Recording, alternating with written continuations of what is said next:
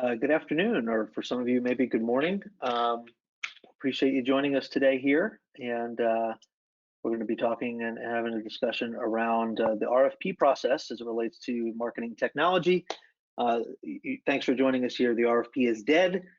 How to build a better RFP from the ground up. I have some esteemed colleagues with me today to kick off this discussion. You want to introduce yourself, Dave and Adam? Sure. I'm Dave Ragals. I'm Senior Director of Accounts here at MessageGears. And I'm Adam Fenwick. I'm a Solutions Consultant here at MessageGears.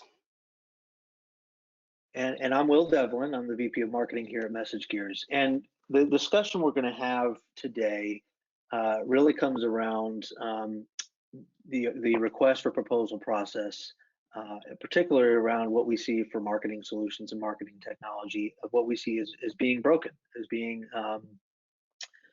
misguided, and sort of this routine process that companies go through that doesn't really end up giving them the best results that or the results that they need, or the results they're looking for.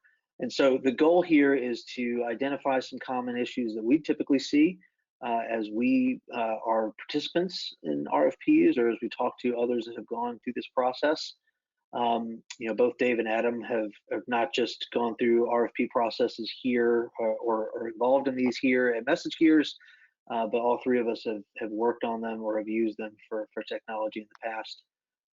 So we're heavily involved and have been for some time.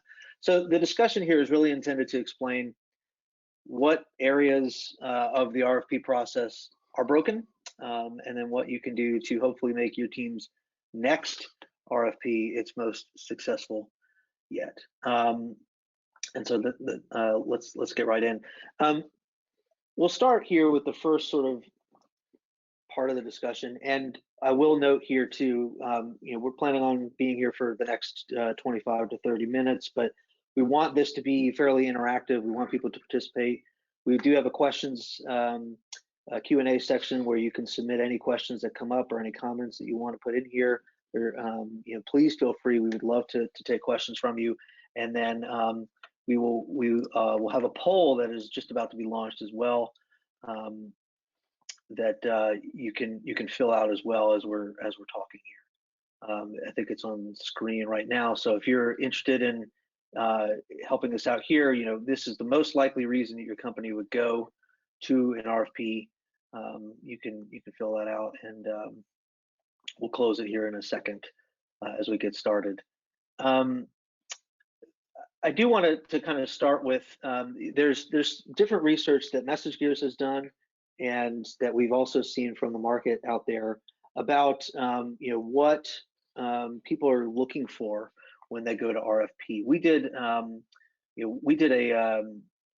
study here at MessageGears a couple of years ago where we asked people what were some of the main reasons you would go to RFP, and there was also a recent study from Chris Marriott and the Only Influencer community, email community, and needs are all over the map. There was some people that said they go to RFP for email vendor in particular,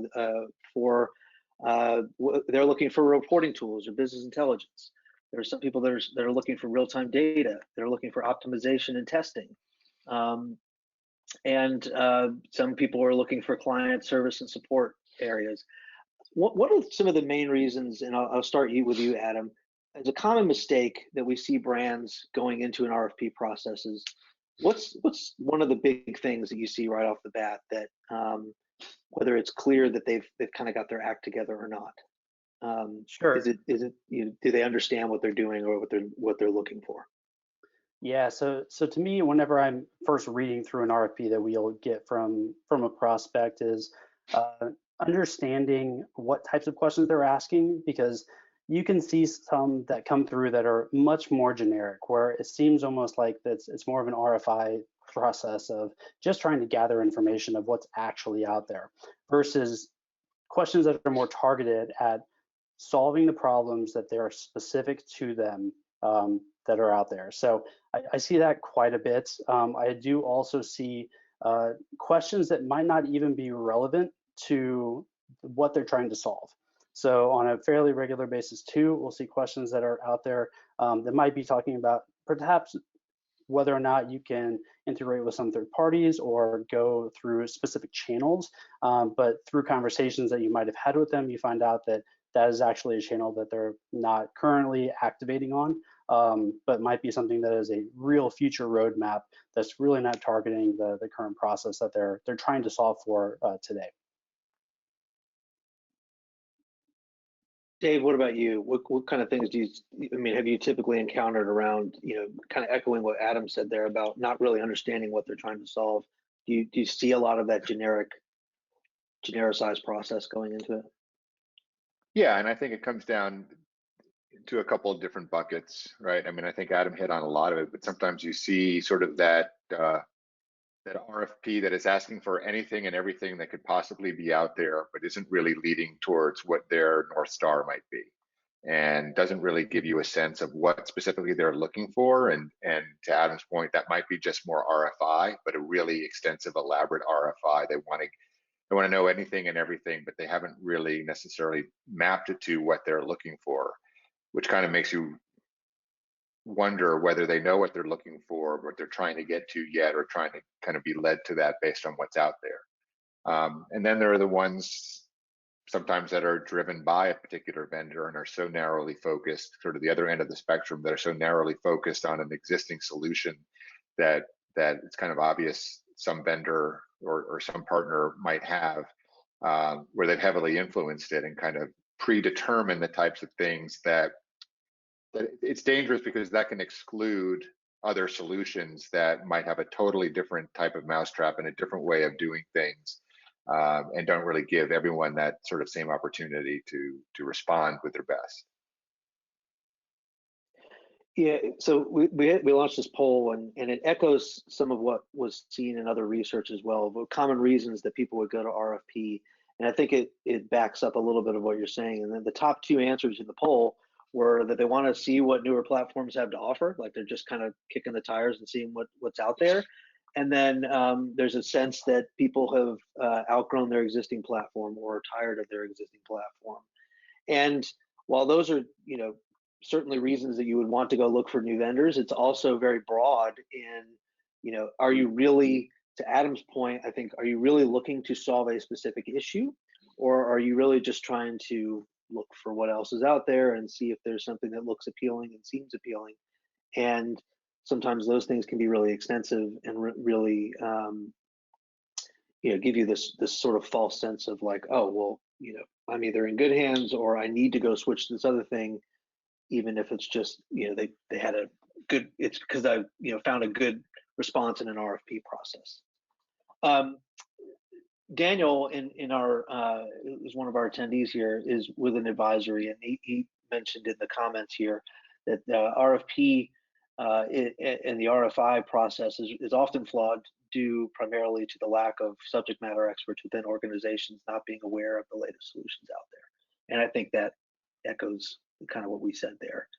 What about when we did research for MessageGears a couple of years ago, one of the things that was uncovered that I think was a little surprising to me was that over half of people that went to RFP responded that they already had a preferred vendor in mind when they went to look for what else was out there, right? So if they knew they needed to replace their email vendor, for example, or their cross-channel platform, they already over half already had a preferred vendor in mind. And I think there's a lot of them that probably had that vendor's requirements or even that vendor's teams help them craft the RFP. Dave, talk about, I mean, is that something that's common? Does that number surprise you? And what are the dangers in doing that approach? Yeah, I mean, I don't find it terribly surprising that a majority would have a preferred vendor in mind. A lot of times an RFP comes about because there is a new business owner in a company, and that person may bring with them a partner they've worked with in the past, and so therefore they sort of come in with predisposed to working with them, or they've seen something new So it's not terribly surprising that they have somebody in mind. I think to your point, where it gets dangerous is that you then wind up, if you then wind up limiting the scope of what you're asking based on the capabilities that you know, and you to truly do an RFP, I think it's important to give everybody the same, everyone has the opportunity to respond to your business challenges as opposed to check boxes. And I think that's kind of one of the biggest differentiators that we see between the RFPs that are well thought out versus the ones that sort of come with a certain idea in mind. So if in that scenario, you are just going to naturally be limited to looking for someone who might check those same boxes as to brand X or company X, vendor X that you're already thinking about, as opposed to saying, here at our company, we have these 5 business challenges. How can each of you go about solving that business challenge, rather than asking everyone to check a box for this widget, that function, and that piece? Yeah, and I love that. I definitely want to come back to that piece right there, is really, instead of looking at features, functions, looking at really, what challenges are we trying to solve for. Adam, at MessageGears, you deal with, you're one of the first people that reviews and works with RFPs that come in the door as a solutions consultant. I mean, do you see this happen a lot, where it's kind of clear that it's a vendor-led process? Yeah, I agree with that. Honestly, pretty typically, the moment that we start looking through and reading some of the questions as they are presented, it's pretty apparent, up front, whether or not it was really constructed in a way that's going to drive towards maybe a particular vendor, or even just a general thought process of how things should go. When we start thinking about just the differences in how so many different platforms might access data or move data in and out of systems, the different channels that might be available, all of those things come into play whenever we see those coming through. But it's almost immediately apparent whenever you start reading through that it is meant to be driven more towards and encapsulated around a vendor versus the solving the problem that's at the core as a whole. Yeah, and one of the other things that I also think we saw in the research too is, not only are people going into a search kind of with a preferred vendor, but then there's the reusing an RFP from a couple years prior that we see all the time, and 61% of people that responded in that same survey said that they changed very little.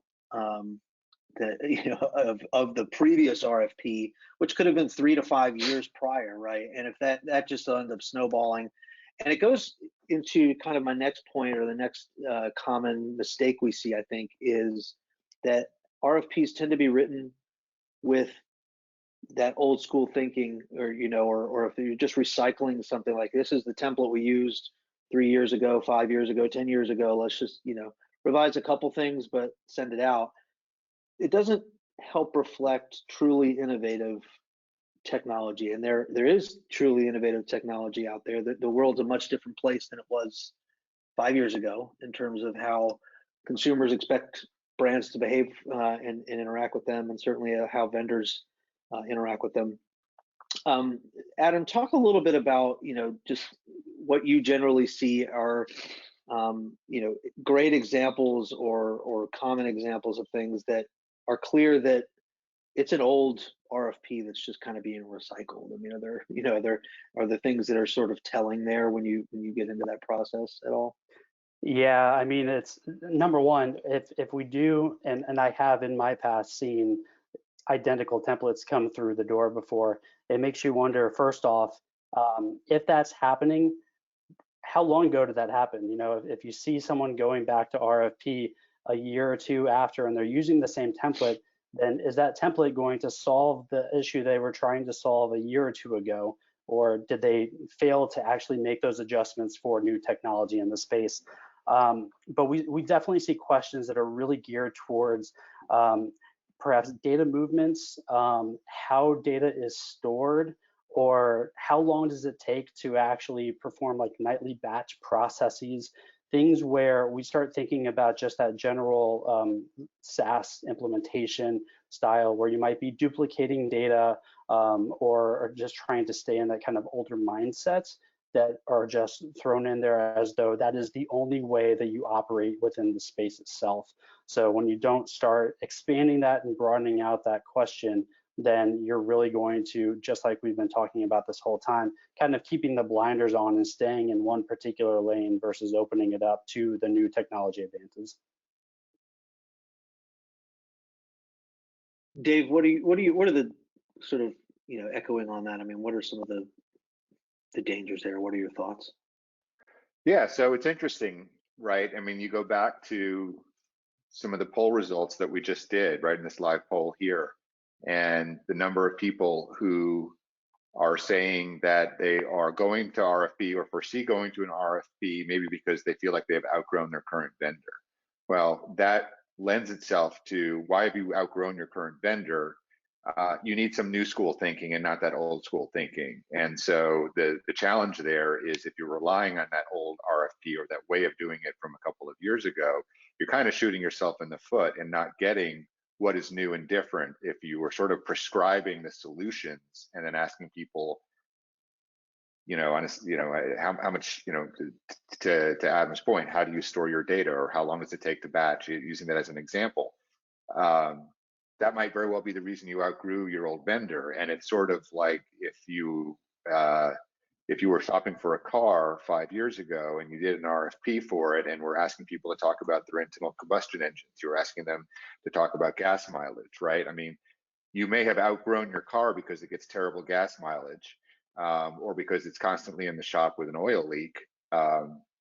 Whereas if you write the RFP based around those things, you would exclude the Tesla, right? And the Tesla may be exactly what you're looking for in that scenario. So it's really important in those cases, and I think it fits the mold of what most people here are looking for, to open it back up to that newer way of thinking, if you've outgrown your vendor. I love that, right? Like the car example is such a great one of, like, I feel like I need a new car, so I'm gonna go look around, I'm gonna see what's out there. But if you're not really focusing on why you need a new car, or you're limiting yourself, like saying the only cars that exist have combustion engines, to your point, you're really sort of limiting the pool. I think that's really, I love that metaphor. So let's go into a little bit in the next 10 minutes or so here on what people can do to fix it. One of the things, and I attended it, and Randy, I see you're in here. I know you were on that same call last week. There was a Only Influencers webinar or discussion that uncovered some, how 2020 impacted the RFP process, obviously upended so much, right? And then what that means for this year in terms of people going to look for new vendors. So I think part of what was uncovered, that a lot of people responded and said they went ahead with a planned RFP last year, or maybe they weren't going into doing an RFP and they didn't do it. But there was about a third of people said that they didn't get to do an RFP last year. They didn't get to look for a new vendor because of everything, and they're planning on doing one this year. So I think going into that with some practical advice of how we can fix the process will be helpful for a lot of folks here. Eric asked here, and I think this is a good way to kick it off, that we talked a lot about this sort of generic or recycled templates. Do you find it helpful? This is Eric's question. Do you find it helpful when clients provide specific use cases or scripts for you to demonstrate? And is there such thing as being too prescriptive? Adam, I'll let you start and answer that one. Yeah, no, I think that kind of hits the nail on the head as far as making sure that any respondents to an RFP are driving towards solving your problem. If you can frame it around a use case and give that as the example, it gives us two things, in my opinion. Number one, it gives the direction of the mindset of internally within your company, how you want to operate and where you see yourselves going, and what those core issues are to solve in order to get there. So being able to piece those two things together helps us on the responding side to actually deliver an answer to you that will help to solve your problems specific to those use cases, because those are the things that are actually important, versus really just giving you a prescribed answer that might have been just what gets pulled in from any other generic RFP that we're going to be responding to. Number two, it just helps to frame that conversation as well. So, you know, if you end up getting to that next step within the RFP process, going to a demo scenario, then it really helps to frame the conversation around not just solving that particular use case, but how that can branch into other aspects of the business process to solve those as well, because it just gives you that baseline understanding from a use case scenario. Anything to add there, Dave? Yeah, I mean, echoing the use case, the scenario. I mean, what are you looking for in this RFP, and how are you going to measure success? Not success with the RFP, but success with whatever platform, whatever vendor, whatever partner you're working with. You know, a year after you have gone through this, how will you know you have made the right decision? That, to me, that should be what's driving this. And it's typically going to be some kind of use case, some kind of scenario. And so if you focus the RFP around that, how would you help us solve this challenge? It does a couple of things. One is it lines up success beautifully, right? If we as a vendor can't answer with a great response there, then we know it's not going to be a good fit down the road. So you'll know based on these types of responses whether somebody has the ability to make you successful in what you're trying to do. And it also opens up the question without being too prescriptive. As Adam said, it opens up the opportunity for responses to be outside the box of what you're used to. You've been working in a certain way, and as much as you may know about the industry, you've been working in a certain way with a specific vendor on how things operate, and haven't maybe been privy to different ways, new challenges, of solving those same problems that other platforms, other partners might have. And it allows them to come in and base it around, here's how we solve your challenge. Rather than going this way, we go this way, and here's what it gets for you. And I think that's ultimately what's going to make you successful. I love that point, right? And I think that, thanks for the question, Eric, because I think that is really like going back to your Tesla, your car example from a minute ago. Like, we at MessageGears, we're a cross-channel marketing platform, and our whole value proposition is around accessing data where it lives, which is quite different from any other platform that's out there, right? So if your data lives in Snowflake or in Redshift or BigQuery, we just sit right on top of that instead of requiring you to sync it back and forth with our platform. When we go to RFP, and Adam, I know you live and breathe this, we respond to RFP, we see time and time again questions that get asked around, well, how are you moving data? How are you storing data? And we have to answer no to those. Like, we have to, or not applicable. And in some cases, it's considered a negative that we put NA or something, where we don't see it as a negative, right? We're saying, oh, we're purposely built that way. So I think the use case, being able to say, how would you solve that use case, like Dave was saying, is a really great point of like, we'll tell you how we'll solve it without you bringing all of your assumptions of how we're supposed to solve it or how other people would solve it to the table. And that helps us kind of get the point across that it's not like you need to go down and check feature to feature to feature, right? It's really like, this is how we would do this for you. This is a better way of doing it. Talk a little bit about proof of concept as well. Like, that's something that more and more vendors are saying they offer. We certainly offer one as well, where it's a little bit more of a try before you buy type thing. Is that something that's complementary to the RFP process? Should it replace RFPs? What are your thoughts there, Dave?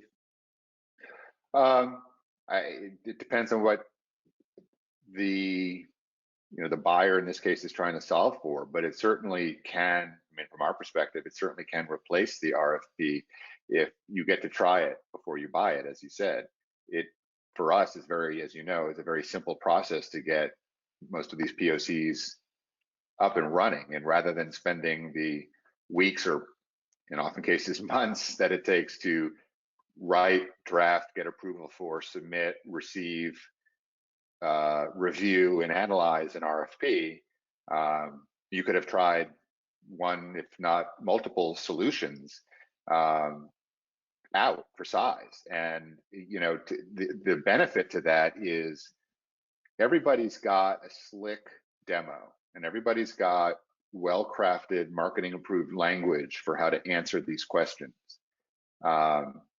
Everybody's got a way of showing, using the vendor's own system and the vendor's own data, or fake data because it's not live, how easy it is to do something.